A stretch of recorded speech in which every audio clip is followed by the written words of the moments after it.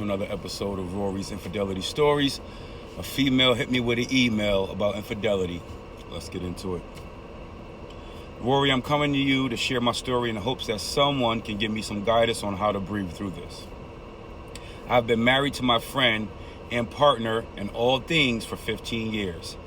We had a great marriage.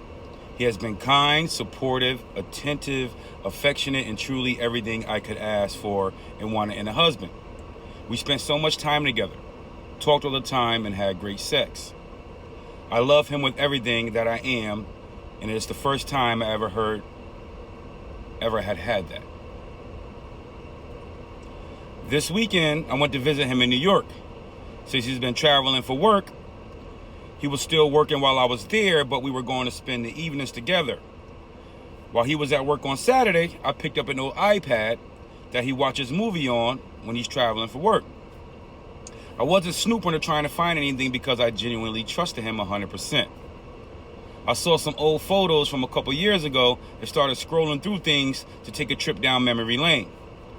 I realized that a lot of photos were from old texts that I had sent him, so I hopped over to the text just to read through some more. Side note, anytime a woman says she was just looking at trust me, they're looking for something. I didn't take long before I saw some old messages to some prostitutes. It was clear that the iPad had mostly been scrubbed out, but he had forgotten to delete a 6 months time frame, 2004, 2005. Reading through that time frame, I found 20 messages setting up appointments with young Asian prostitutes in different cities all over the country, even when he was at home. I took a screenshot of one of the texts and sent it to him. He didn't reply. He just left work and came home. I knew the minute I saw his face, but there was no rationalizing any of this. He came clean right away. Told me it was something he had been doing his whole adult life. So for over 30 years, by the time he met me, it was fully ingrained as a secret part of his life. He called it that thing he did, like it was something completely separate from our life and marriage. He says that in his mind, it is completely separate and had nothing to do with me or our marriage.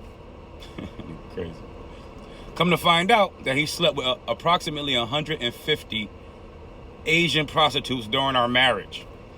He said there were times he would go a long time, up to a year, without doing it, and that he truly wanted to stop. But once the compulsion hit him, he wouldn't go away until he caved in. He was, of course, very upset and wants to do whatever he can to make it work, if I'm open to it. I left New York right away and came back home, and he stayed for work because I told him to. I'm completely shattered. I can't breathe. I can't sleep. I can't eat. I can't stop picturing him with those women. I can't stop reading the text over and over again in my mind. I'm stuck. I'm having panic attacks. I feel like I'm not real. I feel worthless. It's about as bad as it can get for me emotionally. It genuinely would be easier for me if he had turned out to be a damn serial killer instead of this. I know that sounds crazy, but shit is true.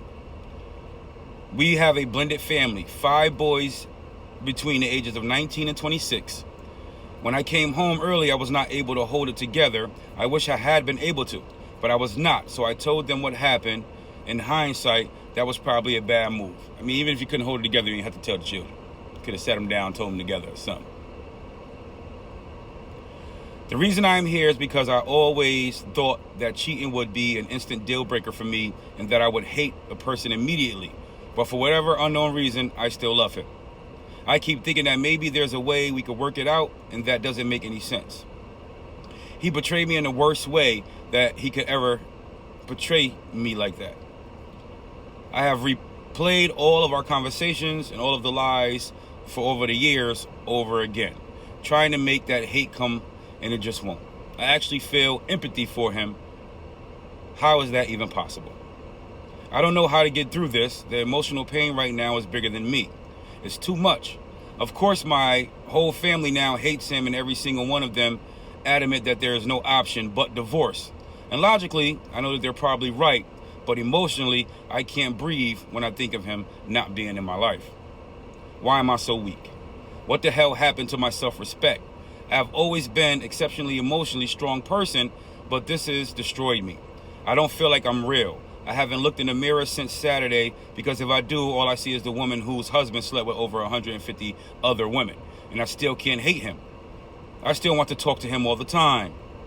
What do you do when the person who's always made everything better is the one that hurts you and any more than anyone ever has?